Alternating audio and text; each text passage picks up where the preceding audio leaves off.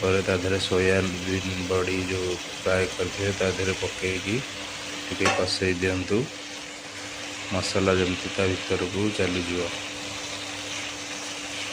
ମସଲା ଚାଲିଗଲା ପରେ ତା ଦେହରେ କିଛି ଗରମ ପାଣି ଦେଇକି ତାକୁ ଫୁଟାଇ ଦିଅନ୍ତୁ। ଆପଣଙ୍କର 10 ମିନିଟ୍ ହେଲା ପରେ ତାକୁ ଟିକେ ଘୋଡ଼େଇ ଦିଅନ୍ତୁ। ଆପଣଙ୍କର ରେଡ଼ି ହେଇଯିବ।